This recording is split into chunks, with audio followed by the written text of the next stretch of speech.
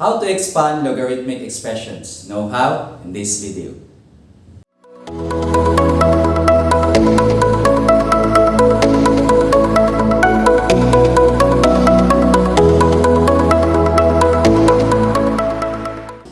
Good day, learners! Today we're going to discuss how to expand logarithmic expressions. So to do this, we must remember the properties and the laws of logarithms. Okay, let's have our first example. Suppose we have the logarithm of 2x to the base 3. Okay, so how are we going to expand this one?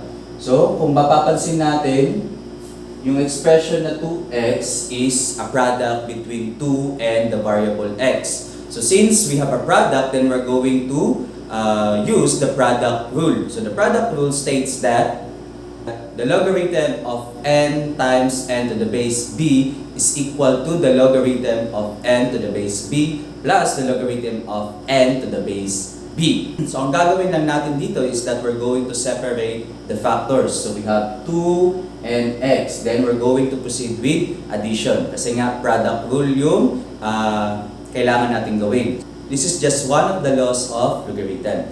So it will become, or it will be written as the logarithm of 2 to the base 3. So ito yung first factor natin. Then, i-add natin dun sa next, or sa logarithm ng next factor natin, which is x.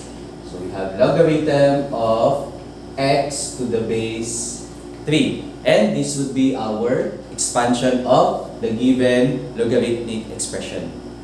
Okay, let's have the second one. We have the logarithm of 16 over x to the base 4. So how are we going to expand this one?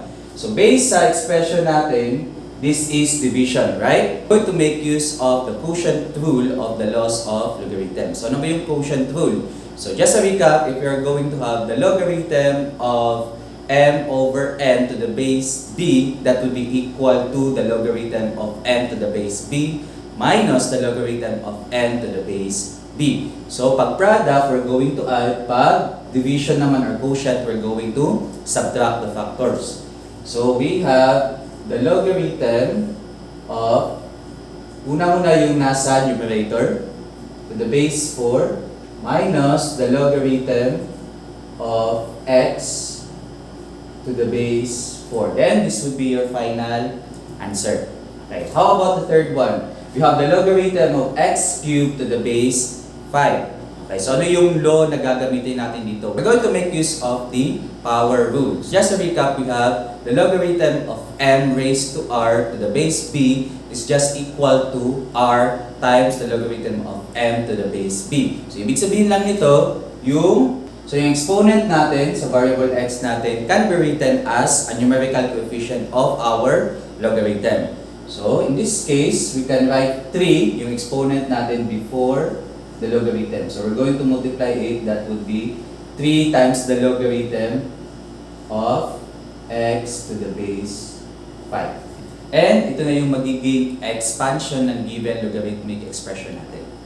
Okay, how about number 4? So, sa number 4, this is product, right? So, we're going to have the product rule. So, it will become the logarithm of 6 plus the logarithm of 11. So, notice na wala tayong nilagay dito. This is common logarithms. Ibig sabihin, yung base nila ay 10. So, pag wala tayong nilagay na 10, understood na yung base natin dito would be equal to 10. How about number 5? So sa number 5, this is a combination between quotient rule and the power rule. So we're going to have the logarithm of x minus, so minus kasi we have the quotient rule. So yung sa baba or sa denominator natin, we have y raised to 6. So sa y raised to 6, applicable yung power rule. So yung 6 isusulat natin as numerical coefficient of the logarithm sa denominator. So we will have 6 times the logarithm of y. Then this would be your final answer. So let's continue. We have number 6, the logarithm of 5 cubed over 8. So this is the combination of the quotient rule and the power rule. So sa numerator, we have 3 times the logarithm of 5. Okay? Ito yung muna yung unang represent natin. So since division, then we will have minus sign. Then, yung sa baba naman or sa denominator, we have the logarithm of a. And this would be our final answer. Okay, how about number 7? So this is the combination of power rule, product, and as well as the quotient rule. So para hindi tayo malito, pwede natin siyang ilagay sa parentheses or i-group natin. So first, dito muna tayo sa numerator natin. So we have the logarithm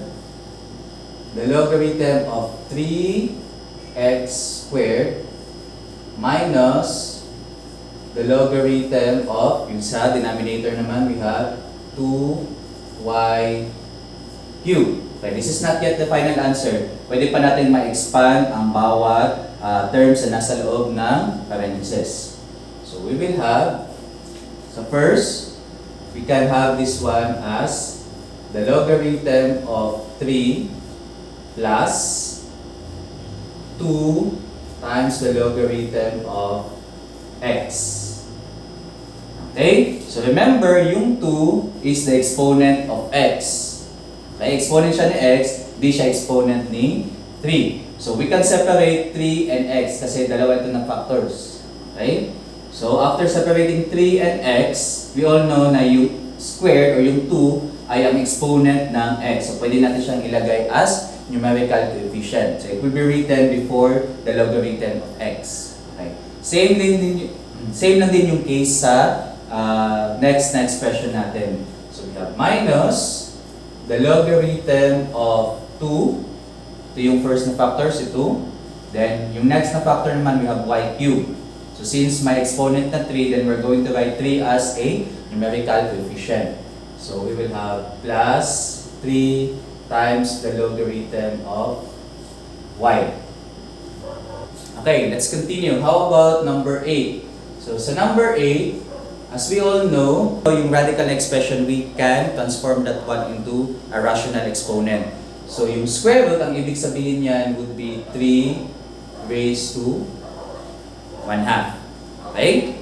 So, since we have an exponent, so yung exponent magiging numerical coefficient following the power rule. So we will have 1/2 times the logarithm of 3.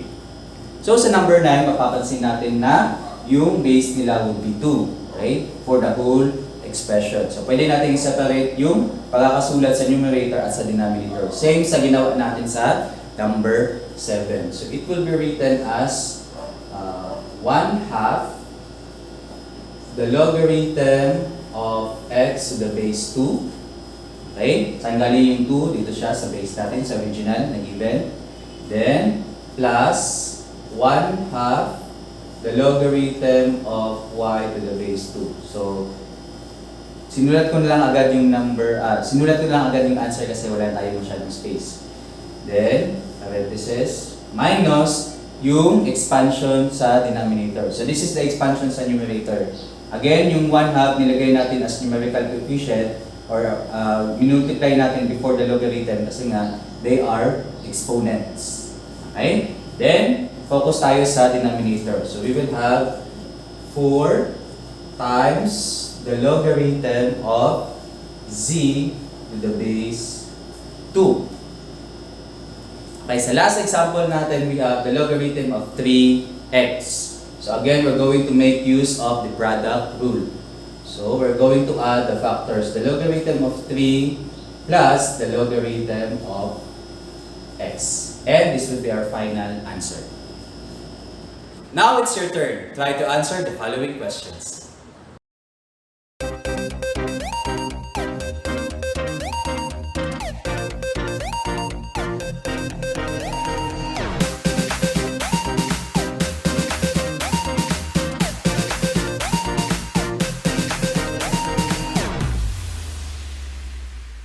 And that's a wrap. Please do not forget to like, share, and subscribe to my channel, Sir Ninyo.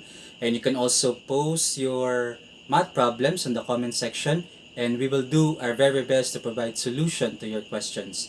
Because remember, every problem has a solution. At kung math ang problema ninyo, ako ang kaagapay ninyo, ako Ako ang Sir Ninyo.